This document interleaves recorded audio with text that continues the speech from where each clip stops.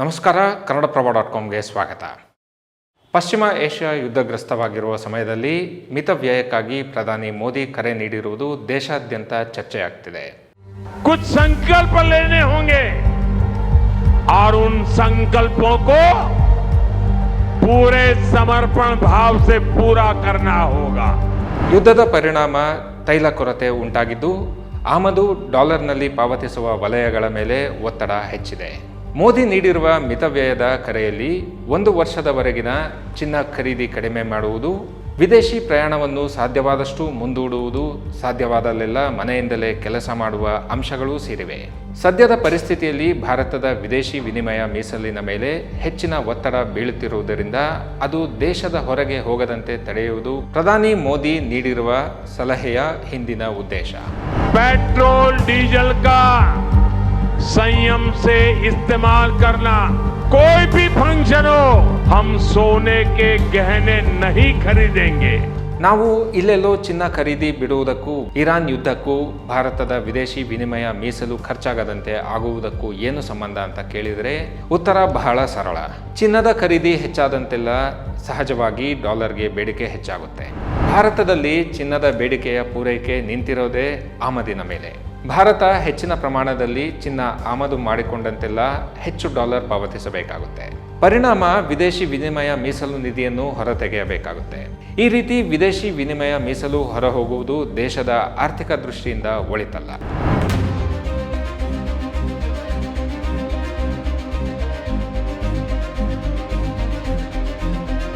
Trading economics ಸಂಗ್ರಹಿಸಿದ ಮಾಹಿತಿಯ ಪ್ರಕಾರ ಭಾರತದ ಬಳಿ ಈಗ ಸುಮಾರು $690 ಬಿಲಿಯನ್ ಮೌಲ್ಯದ ವಿದೇಶಿ ವಿನಿಮಯದ ನಿಕ್ಷೇಪಗಳಿವೆ. ಫೆಬ್ರವರಿಯಲ್ಲಿ $728 ಬಿಲಿಯನ್ ಸನಿಹದಲ್ಲಿದ್ದ ಫಾರೆಕ್ಸ್ ಜಾಗತಿಕ ಅನಿಶ್ಚಿತತೆ ತೀವ್ರಗೊಂಡಂತೆ ಏಪ್ರಿಲ್ನಲ್ಲಿ $691 ಬಿಲಿಯನ್ ಕುಸಿದಿದೆ.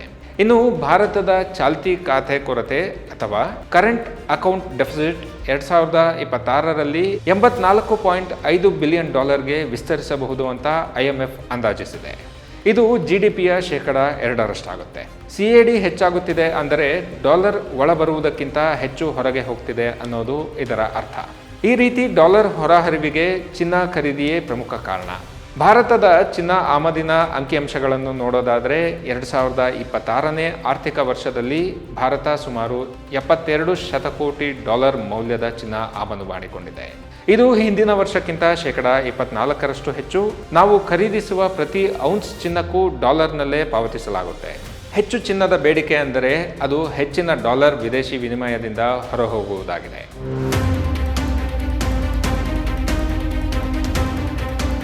ಪ್ರಸಕ್ತ ಆರ್ಥಿಕ ವರ್ಷದಲ್ಲಿ ಭಾರತದ ಒಟ್ಟು ಆಮದು ಬಿಲ್ $775 ಕೋಟಿ ಆದರೆ ಕಚ್ಚಾ ತೈಲ, ಚಿನ್ನ, ಸಸ್ಯಜನ್ಯ ಎಣ್ಣೆಗಳು, ರಸಗೊಬ್ಬರಗಳ ಮೇಲಿನ ಆಮದಿನ ಮೌಲ್ಯ $240 ಕೋಟಿ ದಾಟುತ್ತೆ.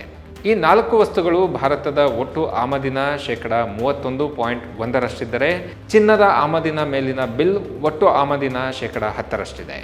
ಅದಕ್ಕಾಗಿಯೇ ಪ್ರಧಾನಿ ಮೋದಿ ನಾಗರಿಕರು ಈ ಸರಕುಗಳ ಬಳಕೆಯನ್ನು ಕಡಿಮೆ ಮಾಡಲು ಒತ್ತಾಯಿಸಿದ್ದಾರೆ. ಹಾಗಾದರೆ ಚಿನ್ನದ ಬೇಡಿಕೆ ಕಡಿಮೆಯಾದರೆ ಏನಾಗುತ್ತೆ? ಭಾರತೀಯರು 1 ವರ್ಷ ಚಿನ್ನದ ಖರೀದಿಯನ್ನು ತೀವ್ರವಾಗಿ ಕಡಿಮೆ ಮಾಡಿದರೆ ಚಿನ್ನದ ಆಮದು 30ರಿಂದ 40% ಕುಸಿದು $20-25 ಬಿಲಿಯನ್ ಭಾರತ ಉಳಿಸಬಹುದಾಗಿದೆ.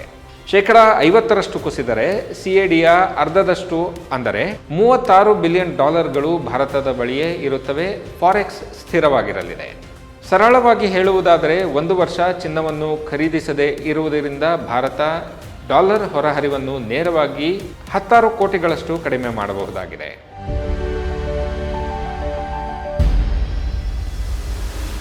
ಇನ್ನು ಕಚ್ಚಾ ತೈಲ ಬ್ಯಾರೆಲ್ಗೆ $100ಗಿನ್ನ ಹೆಚ್ಚಾಗ್ತಿದೆ.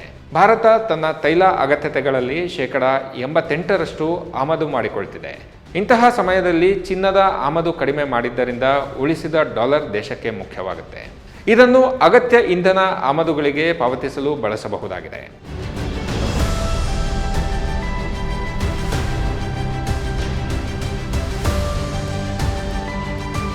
ಇನ್ನು US-ಇರಾನ್ ಸಂಘರ್ಷದಿಂದ ಹಾರ್ಮುಜ್ ಜಲಸಂಧಿ ಬಂದಾಗಿರುವುದು, ತೈಲ ಸಾಗಣೆಗೆ ಅಡ್ಡಿಯಾಗ್ತಿರುವುದು ನಿಮಗೆಲ್ಲ ಗೊತ್ತೇ ಇದೆ. ತೈಲ ಬೆಲೆಗಳು ಏರಿಕೆಯಾಗ್ತಿವೆ. ಇವೆಲ್ಲದರ ಮಧ್ಯೆ ರೂಪಾಯಿ ದುರ್ಬಲಗೊಂಡಿದೆ. ಜಾಗತಿಕ ಆರ್ಥಿಕ ಪರಿಸ್ಥಿತಿ ಅನಿಶ್ಚಿತವಾದಾಗಲೆಲ್ಲ ಹೂಡಿಕೆದಾರರಿಗೆ ಸೇಫ್ ಹೆವನ್ ಎಂಬಂತೆ ಕಾಣುವುದೇ ಚಿನ್ನ. ಯುದ್ಧಗಳು ನಡೆದಾಗ ಜನರು ಸಹಜವಾಗಿ ಚಿನ್ನ ಖರೀದಿಸಲು ಧಾವಿಸುತ್ತಾರೆ. ಬೆಲೆಗಳು ಹೆಚ್ಚಾಗುತ್ತಿವೆ, ಆಮದುಗಳು ಹೆಚ್ಚಾಗುತ್ತಿವೆ, ಡಾಲರ್ ಹೊರಹರಿವು ಹೆಚ್ಚಾಗುತ್ತಿದೆ. ಇದರ ಪರಿಣಾಮ ಭಾರತ ತೈಲ ಹಾಗೂ ಚಿನ್ನ ಎರಡೂ ವಿಷಯಗಳಲ್ಲಿ ಅಗಾಧ ಒತ್ತಡ ಎದುರಿಸುತ್ತಿದೆ. ಚಿನ್ನದ ಬೇಡಿಕೆ ಹೆಚ್ಚಾದಂತೆಲ್ಲ ಡಾಲರ್ನಲ್ಲಿ ಪಾವತಿಸುವುದು ಹೆಚ್ಚಾದಷ್ಟು ರೂಪಾಯಿ ದುರ್ಬಲವಾಗುತ್ತೆ. ಇದಕ್ಕೆ ವ್ಯತಿರಿಕ್ತವಾಗಿ ಚಿನ್ನದ ಬೇಡಿಕೆ ಬಿದ್ದರೆ ಡಾಲರ್ ಬೇಡಿಕೆಗೂ ಕಡಿವಾಣ ಬೀಳುತ್ತೆ. ಸಹಜವಾಗಿ ರೂಪಾಯಿ ಮೇಲಿನ ಒತ್ತಡವೂ ಕಡಿಮೆಯಾಗುತ್ತೆ. ಹಾಗಾದರೆ ಚಿನ್ನದ ಬದಲಾಗಿ ನಾಗರಿಕರು ಎಲ್ಲಿ ಹೂಡಿಕೆ ಮಾಡಬಹುದು? ಹೂಡಿಕೆ ಮಾಡಲು ಬಯಸುವವರಿಗೆ ಭೌತಿಕ ಚಿನ್ನದ ಬದಲಾಗಿ ಹಲವು ಆಯ್ಕೆಗಳಿವೆ. SIP ಮೇಲಿನ ಹೂಡಿಕೆ, ಚಿನ್ನದ ETF, ಭಾರತೀಯ ಹಣಕಾಸು ವ್ಯವಸ್ಥೆಯೊಳಗೆ ಹಣವನ್ನು ಇರಿಸುವುದು ಸದ್ಯಕ್ಕೆ ಇರುವ ಅತ್ಯುತ್ತಮ ಹೂಡಿಕೆಯ ಮಾರ್ಗಗಳಲ್ಲಿ ಒಂದಾಗಿದೆ. ಈ ರೀತಿ ಮಾಡುವುದರಿಂದ ಡಾಲರ್ ಹೊರಹರಿವನ್ನು ನಿಯಂತ್ರಿಸುವುದರ ಜೊತೆಗೆ ಬಂಡವಾಳವನ್ನು ಉತ್ಪಾದಕವಾಗಿಸಿದಂತಾಗುತ್ತೆ.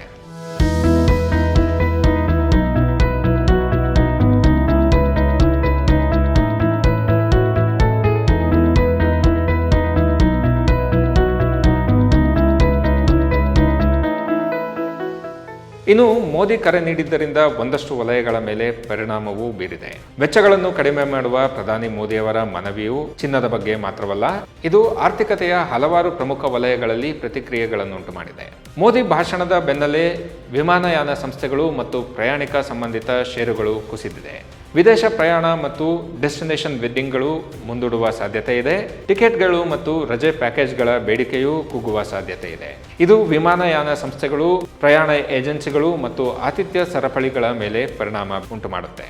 ಇಷ್ಟೇ ಅಲ್ಲದೆ ಐಷಾರಾಮಿ ಹೋಟೆಲ್ಗಳು ಮತ್ತು ರೆಸಾರ್ಟ್ಗಳು, ಪೆಟ್ರೋಲಿಯಂ ಮತ್ತು ಇಂಧನ ಸಂಬಂಧಿತ ವಲಯಗಳ ಮೇಲೂ ಪ್ರಧಾನಿ ಮೋದಿ ಹೇಳಿಕೆ ಪರಿಣಾಮ ಬೀರಿದೆ. ಆಮದುಗಳನ್ನು ಕಡಿಮೆ ಮಾಡುವ ಭಾಗವಾಗಿ ಖಾದ್ಯ ತೈಲ ಮತ್ತು ರಾಸಾಯನಿಕ ಗೊಬ್ಬರಗಳ ಬಳಕೆಯನ್ನು ಕಡಿತಗೊಳಿಸುವ ಬಗ್ಗೆ ಪ್ರಧಾನಿ ಮೋದಿ ತಮ್ಮ ಭಾಷಣದಲ್ಲಿ ಪ್ರಸ್ತಾಪಿಸಿದ್ದಾರೆ. ಇದು ನಿಯಂತ್ರಣಕ್ಕಿಂತ ಹೆಚ್ಚು ನೀತಿ ಮಾರ್ಗದರ್ಶನವಾಗಿದ್ದರೂ ಈ ಆಮದುಗಳ ಮೇಲೆ ಆಧಾರವಾಗಿರುವ ವಲಯಗಳಲ್ಲಿ ಎಚ್ಚರಿಕೆಯ ವ್ಯಾಪಾರ ಯೋಜನೆ ಮತ್ತು ನಿಧಾನಗತಿಯ ಬೆಳವಣಿಗೆಯನ್ನು ನಿರೀಕ್ಷಿಸಬಹುದಾಗಿದೆ. ಪ್ರಧಾನಿ ಮೋದಿಯ ಕರೆಯನ್ನು ಭಾರತೀಯರು ಪ್ಯಾನಿಕ್ ಎಂದು ಪರಿಗಣಿಸುವ ಅಗತ್ಯವಿಲ್ಲ, ಆದರೆ ಇದನ್ನು ರಕ್ಷಣಾತ್ಮಕ ಮುನ್ನೆಚ್ಚರಿಕೆಯ ಆರ್ಥಿಕ ತಂತ್ರವಾಗಿ ನೋಡಬೇಕಿದೆ ಅಷ್ಟೇ.